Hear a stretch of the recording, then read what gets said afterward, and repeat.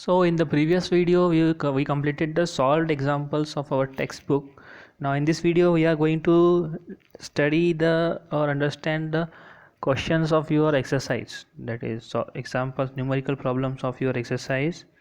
So let's jump directly to the examples from your exercise. So this is the question number 7 of your exercise. Solve the following examples.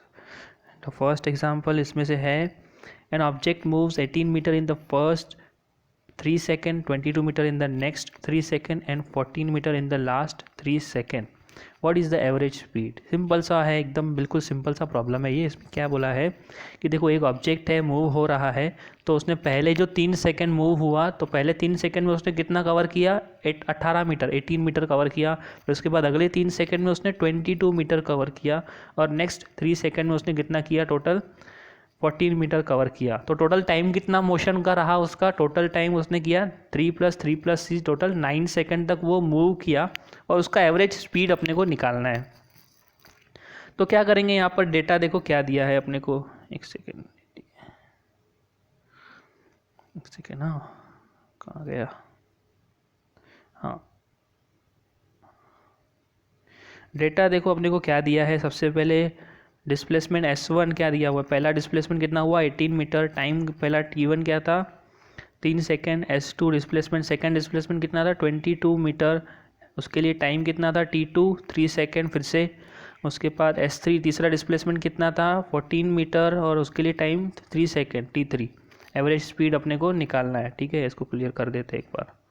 तो ये चीज़ें अपने को दी है. Average speed निकालने के लिए क्या चाहिए? Total distance travel divided by total time taken. तो क्या करोगे यहाँ पर? टोटल डिस्टेंस ट्रैवल क्या करेंगे उसके लिए? S1 + S2 + S3 और टोटल टाइम टेकन के लिए T1 + T2 + T3 ये सब प्लस कर देंगे. वैल्यूज़ पुट करिए. यहाँ पर क्या मिलेगा? 18 + 22 + 14 डिवाइडेड बाय 3 + 3 + 3. 18 + 22 + 14 अपने को होता है टोटल 54 डिवाइडेड बाय 3 + 3 + 3 होता है 9. 54 divided by 3 = 6 metre per second. ये हो गई इसकी एवरेज स्पीड. तो ये हो गया एग्जाम्पल सॉल्व. हार्ड है क्या? कुछ हार्ड नहीं है, बहुत ईजी है. जब तक कोई चीज़ हमको समझ में नहीं आती तब तक अपने को हार्ड लगती है. एक बार कोई चीज़ समझ में आ गई तो फिर वो ईजी है. ठीक है, तो समझ में आ गया. ये एवरेज स्पीड कैलकुलेट कर लिया ऑब्जेक्ट का. उसके बाद नेक्स्ट देखो यहाँ पर क्या है अपना सेकेंड एग्जाम्पल. यहाँ पर बी है. An object of mass 16 kg is moving with an acceleration of 3 metre per second square. Calculate the applied force. If the same force is applied to an object of mass 24 kg, how much will be the acceleration कितना रहेगा? तो ठीक है, इसको मैं explain कर देता हूँ. क्या है इसमें अभी कि भाई एक ऑब्जेक्ट है 16 kg का, मतलब M1 पहला ऑब्जेक्ट है हमारा 16 kg का. उसमें एक्सेलरेशन कितना है? A1 है. कितना? 3 मीटर पर सेकेंड स्क्वायर का एक्सेलरेशन है. तो अपने को निकालना है कि वो किसके ऊपर फोर्स कितना अप्लाई हो रहा है. तो फोर्स, मास, एक्सेलरेशन, ये तीनों वाला कौन सा अपने पास फॉर्मूला है? Force = mass into acceleration. ये फॉर्मूला है हमारे पास इसके लिए. तो ठीक है, दूसरा ऑब्जेक्ट, दूसरी कंडीशन क्या दिया है? वही फोर्स जो इसने यहाँ पे कैलकुलेट किया उसी फोर्स से हम अप्लाई करते हैं एक दूसरे वही फोर्स हम अप्लाई करते हैं एक दूसरे ऑब्जेक्ट के ऊपर जिसका मास है M2 विच इज़ 24 किलोग्राम. तो उसके ऊपर एक्सेलरेशन कितना आएगा? A2 अपने को निकालना है. तो ठीक है, पहले हम फोर्स कैलकुलेट कर लेते हैं. तो पहला इसमें 2 पार्ट है. पहले पार्ट में अपने को फोर्स कैलकुलेट करना है. Force = M1 × A1. M1 है हमारा 16 kg और A1 है हमारा 3 metre per second square. 16 × 3 = 48 Newton. Newton यहाँ पे ये यूनिट क्यों यूज़ किया हमने? क्योंकि फोर्स का यूनिट क्या होता है? न्यूटन. फोर्स हम मेजर करते हैं न्यूटन में, इसलिए यहाँ पे कैपिटल N आ गया. Capital N stands for Newton. तो उसके बाद दूसरा, same force is acting on second object. 48 Newton का फोर्स ही हम अप्लाई कर रहे हैं लेकिन वहाँ पर मास अलग है. तो अब सेम फॉर्मूला लगाएंगे लेकिन यहाँ पर अभी क्या लेंगे? Force = M2 × A2. तो A2 क्या हो जाएगा? इसको रीअरेंज करो. ये M2 जो है इधर मल्टीप्लाई में है, दूसरे साइड पर जाएगा तो डिवाइड में जाएगा. तो ये मिलेगा अपने को A2 = F/M2. ठीक है, उसके बाद ये फोर्स की वैल्यू पुट करो 48 Newton divided by 24 kilogram M2 की वैल्यू है। इसको सॉल्व करोगे अगर तो ये आएगा 48/24 is equals to 2 metre per second square, इसका एसेलरेशन हो जाता है। तो ये जो दूसरा ऑब्जेक्ट है उसके अंदर एसेलरेशन कितना रहेगा, 2 मीटर पर सेकेंड स्क्वायर का एसेलरेशन उसमें हमको देखने को मिलेगा। तो ये हो गया सेकेंड एग्जाम्पल। थर्ड एग्जाम्पल की अगर हम बात करें तो यहाँ पर क्या बोल रहा है, इसमें हम लोग पढ़ लेते हैं इसको। A bullet having a mass of 10 gram and moving with a speed of 1.5 metre per second.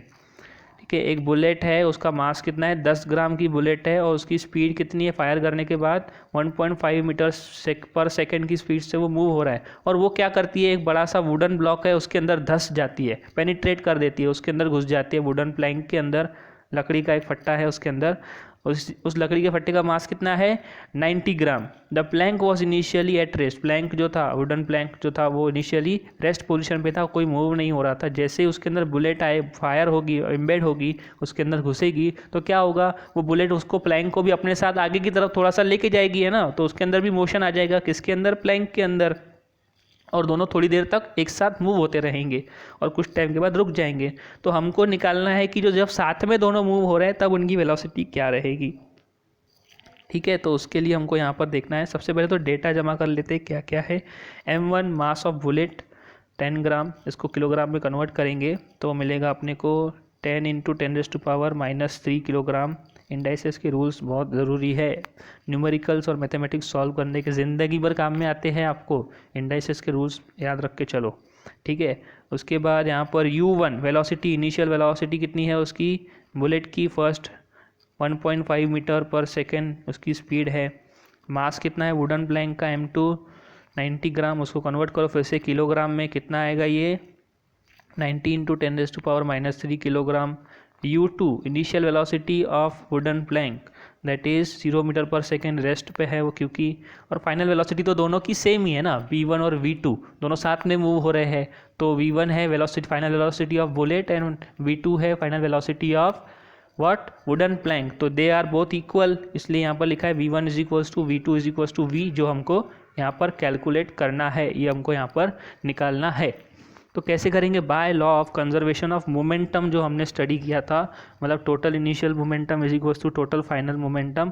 ये यहाँ पर हमको ये वाला फॉर्मूला इस्तेमाल करना है। वैल्यूज़ पुटअप करो, U की वैल्यू, U1 की वैल्यू 0 है, V की जो अपने को पता है V1 और V2 दोनों की वैल्यू मिला के हो जाती है V, ये यहाँ पर बताया। उसके बाद ये वैल्यूज़ पुट करेंगे हम लोग यहाँ पे। तो ये U, ठीक है, U1 की वैल्यू, एक सेकेंड क्या हो रहा है यहाँ पर देखने दो। M1 U1 = M1 + M2 × V, ठीक है, ये समझ में आता है। यहाँ पर क्या U1 0 हो गया, तो नहीं, U1 0 थोड़ी होगा, यहाँ पर U2 0, मिस्टेक है इसमें। देखो यहाँ पर क्या होना चाहिए, U2 = 0। अगर U2 0 है तो ये वाली जो टर्म है यहाँ पर M2 × U2, मतलब M2 × 0 करोगे तो क्या हो जाएगा, 0 हो जाएगा ना। ये वाली टर्म यहाँ से चली जाएगी, 0 हो जाएगी ये टर्म। तो क्या बचेगा, LHS पर क्या मिलेगा अपने को, यहाँ पर सिर्फ M1 × U1, ये मिल गया M1 × U1 आपका LHS पर। और RHS पर हमने क्या पुट करा था, यहाँ पर V1 और V2 दोनों की जगह पर V पुट किया था। तो दोनों क्या करेंगे, हम V कॉमन ले लेंगे यहाँ से, दोनों तरफ समझो यहाँ पर V है, तो दोनों V कॉमन ले लेंगे तो क्या मिलेगा हमको, M1 + M2 × V, ठीक है। तो इस तरीके से ये हमको मिल गया। उसके बाद क्या करना है, इसको थोड़ा सा रीअरेंज करना है। तो ये M1 + M2 को कहाँ लेके जाएंगे हम, LHS में लेके जाएंगे, और इधर सिर्फ V चाहिए अपने को, ठीक है। तो ये हो जाएगा V = M1 U1 जो ऑलरेडी वहाँ पर LHS पे था, नीचे आ जाएगा अपना M1 + M2। सारी वैल्यूज़ पुटअप करिए। यहाँ पर M1 की वैल्यू क्या है, 10 × 10⁻³ और आपका U1 की वैल्यू क्या है, 1.5 metre per second, divided by 10 × 10⁻³ ये वैल्यू हो गई M1 की, प्लस 90 × 10⁻³ किलोग्राम, ये हो गया आपका वैल्यू ऑफ M2। उसके बाद अभी यहाँ पर देखो क्या हो रहा है, ये इसको अगर आप सॉल्व करोगे, आपका न्यूमरेटर को सॉल्व करोगे तो क्या होगा, आपको मिलेगा 10 × अच्छा ये एक काम करते हैं हम लोग, यहाँ पर पहले डिनोमिनेटर को सॉल्व कर लेते हैं। 10⁻³ 10⁻³ कॉमन ले लो, क्या मिलेगा अपने को 10 + 90, 10 + 90 कितना होता है 100, तो ये मिलेगा अपने को 100 × 10⁻³ फिर ये ऊपर भी 10⁻³ नीचे भी 10⁻³ कैंसल, तो क्या बचेगा ऊपर न्यूमरेटर में 10 × 1.5 डिवाइडेड बाय 100, ठीक है। तो ये हमको वैल्यू बच गई, इसको सॉल्व करोगे तो क्या मिलेगा 0.15 मीटर पर सेकेंड, ये वैल्यू हमको मिलती है। ये किसकी वैल्यू है, हमारी final velocity of bullet as well as wooden plank, 0.15 metre per second, ये हमारी फाइनल वेलोसिटी हो जाएगी। उसके बाद लास्ट आपका है जो एग्जांपल है उस एक्सरसाइज का, वो है a person swims 100 metre in the first 40 seconds and 80 metre in the next 40 second and 45 metre in the last 20 second, what is the average speed. जो पहला एग्जांपल देखा था वैसा ही है, वहाँ पर एक ऑब्जेक्ट की बात कर रहे थे, यहाँ स्विमिंग की बात कर रहे हैं। तो यहाँ पर इनिशियल डिस्टेंस कवर कितना हो गया फर्स्ट 40 सेकेंड में, d1 अगर हम बात करें तो ये है 100 मीटर, d1 या s1 बात करो, वहाँ पे हम लोग s1 s2 s3 देख रहे थे, यहाँ पर d1 d2 d3 देख रहे हैं। तो फर्स्ट 40 सेकंड में 100 मीटर हुआ, फिर सेकंड 40 सेकंड में 80 मीटर कवर हुआ, फिर उसके बाद लास्ट जो 20 सेकंड बच गए थे उसमें इसने कितना कवर किया डिस्टेंस, 45 मीटर का डिस्टेंस कवर किया। तो एवरेज स्पीड अगर अपने को निकालना है तो क्या चाहिए, total distance upon total time taken, करो प्लस करो यहाँ पर d1 + d2 + d3 gives you total distance and t1 + t2 + t3 gives you total time. तो d1 कितना है 100 प्लस d1 + d2 + d3 करो, वैल्यू पुट करेंगे तो 100 + 80 + 45 divided by t1 + t2 + t3 की जगह पर 40 + 40 + 20, ठीक है। इसको प्लस कर लेंगे हम, फिर क्या मिलेगा एवरेज स्पीड = 225 डिवाइडेड बाय 100, इसको सॉल्व किया तो मिलेगा 2.25 मीटर पर सेकेंड, ये हो गया इसका एवरेज स्पीड। तो यहाँ पर हमारे पूरे न्यूमेरिकल्स ख़त्म होते हैं आपके एक्सरसाइज के, इतना ही है इसके अंदर। तो ये चैप्टर यहाँ ख़त्म होता है। Thank you.